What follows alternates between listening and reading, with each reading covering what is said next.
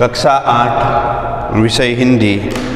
विद्यार्थियों, आज मैं आपके समक्ष एक बहुत ही सुंदर कहानी हार की जीत लेकर उपस्थित हुआ हूँ। इस कहानी के कहानीकार है प्रसिद्ध हिंदी साहित्यकार बद्रीनाथ शर्मा, जिन्हें सुदर्शन के नाम से पहचाना जाता है।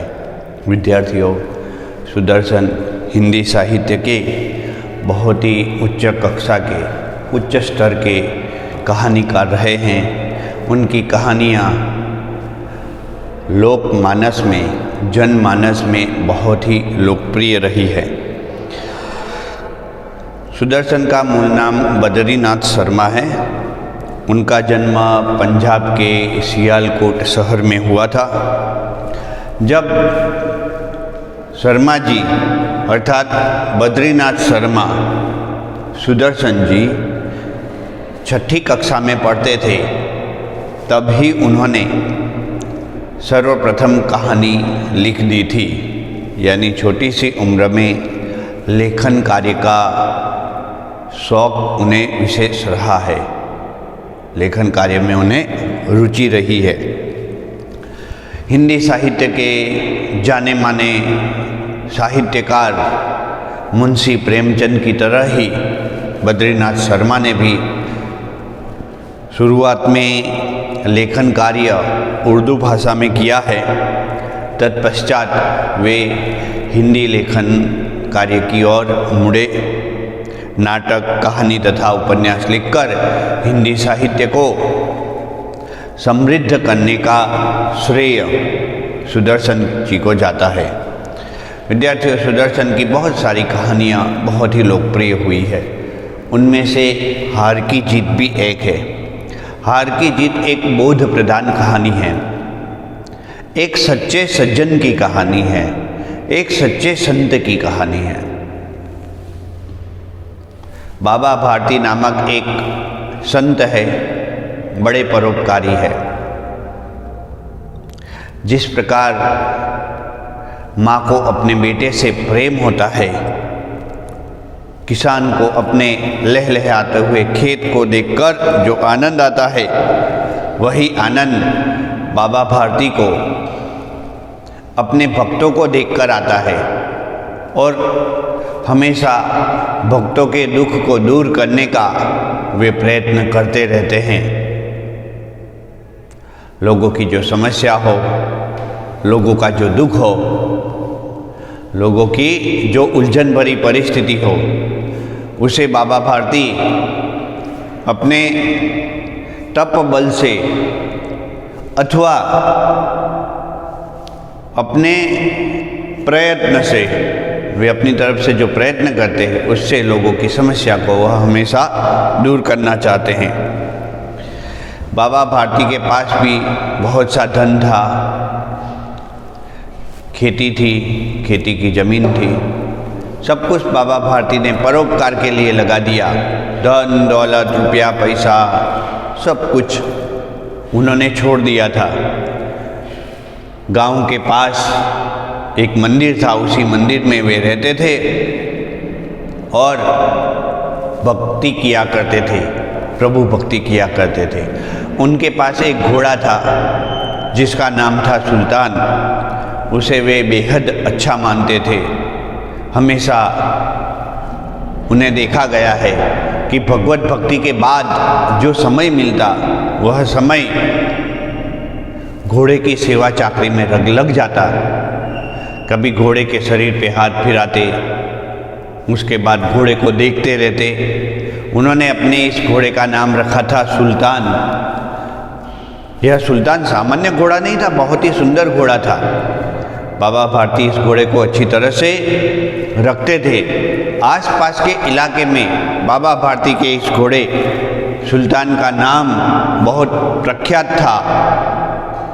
लोग सोचते थे बाबा के पास बहुत ही सुंदर घोड़ा है। और बाबा भारती इस घोड़े को क्यों रखा करते थे? एक स्थान से दूसरे स्थान पर जाने के लिए उस समय घोड़ों का ही उपयोग हुआ करता था। आज के ज़माने में हम देखते हैं संत महात्मा कार में बैठकर एक स्थान से दूसरे स्थान पर जाते हैं, क्योंकि उन्हें भी तो अपने भक्तों के पास जाना होता है। ऐसी स्थिति में अब आज के युग में तो घोड़ों का उपयोग शायद न हो, लेकिन पहले के युग में घोड़ों का उपयोग हुआ करता था। बाबा भारती का यह घोड़ा बड़ा निराला था, उसकी चाल भी बहुत सुंदर थी, रंग रूप डील डॉल, बहुत ही सुंदर घोड़ा। बाबा भारती जिस विस्तार में रहते थे उस विस्तार में एक वन प्रदेश भी हुआ करता था। उस वन प्रदेश में बहुत से डाकू रहते थे। उन डाकुओं का एक सरदार था जिसका नाम था सुल्तान। एक दिन सुल्तान को उनके डाकुओं ने कहा कि डाकू सरदार, हमारे इलाके में जो बाबा भारती नाम के संत है उनके पास बहुत ही सुंदर घोड़ा है। यदि यह घोड़ा तुम्हारे पास आ जाए तो आपकी शोभा बढ़ जाए। तब से लेकर वह जो डाकू था जिसका नाम था खड़क सिंह, उसने निश्चय कर दिया कि वह बाबा भारती का घोड़ा लेकर रहेगा। वह बाबा भारती के आश्रम में आते हैं और प्रणाम करते हैं। बाबा भारती अपने आश्रम में आए हुए हर भक्त के साथ अच्छा व्यवहार किया करते थे। उन्हें पता चला कि यह डाकू मेरे पास आया है तो निश्चिंत थे, क्योंकि उनके पास कोई ऐसी चीज नहीं थी जिसे डाकू लूट कर ले जाए। उन्होंने बाबा भारती ने डाकू खड़क सिंह को उनके आश्रम में आने का प्रयोजन पूछा। इस पर वह कहता है कि मैंने सुना है कि तुम्हारे पास बहुत ही सुंदर घोड़ा है। बाबा भारती निर्मल मन थे, निर्मल मन के थे। उन्हें पता नहीं चला कि आखिर मेरे घोड़े की तारीफ क्यों हो रही है। वह खुद अपने घोड़े की तारीफ करने लग गए, कहने लगे कि एक बार देखिए, एक बार सवारी कीजिए तो पता चलेगा सचमुच मेरा घोड़ा बहुत ही अच्छा है। डाकू खड़क सिंह ने उस घोड़े को देखा। बाबा भारती उस घोड़े पर सवार हो गए, एक चक्कर लगाया। डाकू खड़क सिंह के हृदय में ईर्ष्या उत्पन्न होने लग गई। सोचने लगे कि यह घोड़ा तो मेरे पास होना चाहिए। उन्होंने जाते जाते बाबा भारती से कहा कि बाबा, यह घोड़ा बहुत ही सुंदर है, इसकी चाल बहुत ही सुंदर है, इस घोड़े को तो मैं लेकर ही रहूँगा, सतर्क रहिएगा। मैं वापिस लौटूंगा और तुम्हारे घोड़े को उठा करके ले जाऊंगा। बाबा भारती तो घबरा गए, उनके मन में चिंता घुस गई, रातों की नींद हराम हो गई। भगवान की भक्ति करते थे तो सोचते थे, थोड़ा भी खड़का होता था तो सोचते थे कि डाकू खड़क सिंह आया होगा, मेरे घोड़े को चुरा के ले जाएगा। इस प्रकार कई दिन बीत गए। जब आपको पता होता है, जब हमें पता होता है कि खतरा आने वाला ही है तो हम ज़्यादा सतर्क हो जाते हैं, लेकिन कई दिनों तक वह खतरा नहीं आता तो हम निश्चिंत हो जाते हैं, सोचते हैं कि अब वह खतरा नहीं आएगा। ऐसा ही बाबा भारती को भी हुआ। बाबा भारती के साथ भी ऐसा ही हुआ। कई दिन बीत गए लेकिन डाकू खड़क सिंह घोड़े को लेने के लिए नहीं आया तो वे निश्चिंत हो गए। एक दिन शाम को घोड़े पर सवार होकर धीरे धीरे घोड़ा आगे बढ़ रहा है। बाबा भारती दूसरे गांव में जा रहे थे। सोच रहे थे कि गांव में देखता हूँ किसी को कोई समस्या हो तो अपनी भक्ति के आशीर्वाद से उस समस्या को दूर करने का प्रयास करता हूँ। लेकिन इसी समय में रास्ते में एक बहुत ही गरीब दरिद्र नारायण अपाहिज, जो विकलांग जैसी स्थिति वाले होते हैं, ऐसे व्यक्ति को देखा। वह कराह रहा था, रो रहा था, कह रहा था मैं कंगला हूँ, बड़ा गरीब हूँ, चल नहीं सकता, मुझे 3 कोस दूर रामावाला गांव में जाना है, वहाँ मेरा एक सौतेला भाई रहता है, मुझे उनसे मिलना है। बाबा भारती तो करुणा के अवतार थे। वह अपने घोड़े से नीचे उतरे, पूछा कि आखिर तुम्हें कहाँ जाना है, किसके घर जाना है। तो वह बोला, दुर्गादत्त वैद्य का नाम तो सुना ही होगा, मैं उनका सौतेला भाई हूँ, मुझे उन वैद्यराज के पास भेज दीजिए, मैं बहुत ही खराब स्थिति में हूँ। बाबा भारती ने उसे अपने घोड़े पर बिठा दिया और खुद घोड़े की लगाम पकड़कर धीरे धीरे धीरे चलने लग गए। लेकिन उसी समय घोड़े के ऊपर सवार वह व्यक्ति बहुत मजबूती से घोड़े में बैठ गया। उन्होंने बाबा भारती के हाथ से लगाम छीन ली, घोड़े को भगा करके ले गया। वह कोई अपाहिज या विकलांग स्थिति का दरिद्र नारायण नहीं था, वह तो था उस इलाके का प्रसिद्ध डाकू खड़क सिंह। कहने लगा, देखा मैंने कैसी योजना बनाई, तुम्हें पता भी नहीं चला। ये फटे हुए कपड़े, मटमैला शरीर बना करके मैंने तुमसे यह घोड़ा छीन लिया। बाबा भारती तो एकदम घबरा से गए।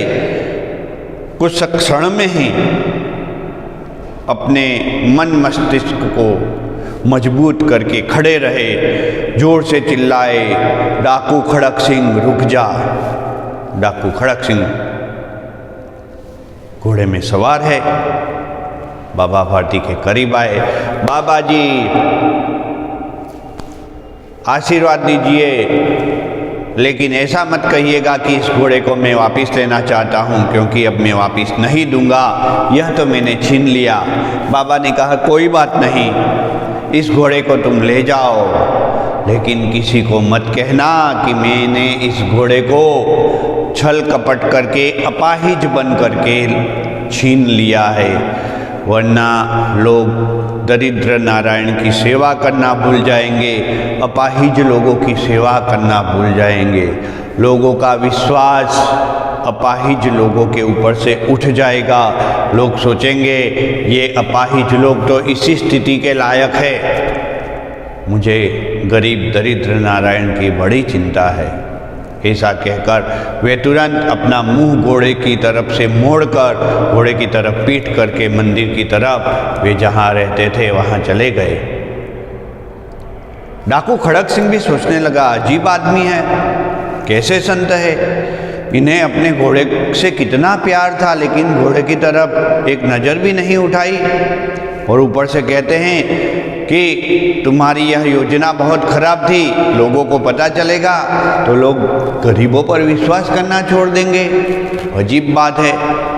उसके बाद तो विद्यार्थियों हुआ ऐसा कि बाबा भारती अपने आश्रम में गए, रात को निश्चिंत होकर सोए। अब ऐसी कौन सी चीज़ थी जिसकी उनको चिंता थी? कौन सी चीज़ थी जिसकी चोरी की चिंता थी? किसी चीज़ की चोरी की चिंता तो थी नहीं। निश्चिंत होकर सोए थे। सुबह के समय 4 बजे जल्दी से उठे, ठंडे जल से स्नान किया और जहाँ घोड़ा बांधा जाता है वह जगह अष्टबल की ओर चले गए। भूल गए कि अष्टबल में घोड़ा नहीं है, लेकिन अष्टबल की तरफ जैसे ही गए, अष्टबल अर्थात घोड़ा जहाँ बांधा जाता है वह स्थान, उसके बाहर जाकर के जैसे उनके कदम की आवाज़ हुई, अष्टबल के अंदर घोड़ा वापस लौट चुका था। वह हिन आया। बाबा भारती इतने नासमझ नहीं थे कि उन्हें पता न चले। और दौड़ते हुए अष्टबल के फाटक को खोल के अंदर गए तो घोड़ा अष्टबल के भीतर बंधा हुआ था। डाकू खड़क सिंह का हृदय परिवर्तन हो गया था बाबा भारती की उदारता के कारण। और अंततः वे रात को आए, अर्थात डाकू खड़क सिंह रात को आया, अष्टबल का दरवाज़ा खोला, घोड़े को अंदर छोड़ दिया। कहा कि लोगों को यदि पता चलेगा कि मैंने किस प्रकार घोड़ा छीना है तो बाबा भारती के कहे अनुसार, जैसा बाबा भारती ने कहा है उसी के आधार पर लोग गरीबों पर विश्वास करना, दरिद्र नारायण और खास करके जो अपाहिज है, जो अपने शरीर से असहज रहते हैं, उनकी स्थिति सही नहीं होती, उन पर विश्वास करना छोड़ ना दे। इसलिए मुझे इस घोड़े को वापस देना होगा। यहाँ बाबा भारती का उत्तम चरित्र देखिए। उनकी आँख से खुशी के आंसू निकल गए। कहने लग गए कि आज के बाद लोग अपाहिजों पर विश्वास करना नहीं छोड़ेंगे। यहाँ एक संत के सर्वोत्तम गुण दिए गए हैं, साथ में दरिद्र नारायण अपाहिज लोगों की मुसीबतों की बात भी बताई गई है। विद्यार्थियों, यह कहानी यहाँ पूरी होती है। आने वाले दूसरे वीडियो में पाठ वाचन के साथ अर्थात इस कहानी के वाचन के साथ अन्य महत्वपूर्ण प्रश्न लेकर भी आपके समक्ष उपस्थित हो जाऊंगा। तब तक के लिए अनुमति लेता हूँ। जय श्री स्वामीनारायण।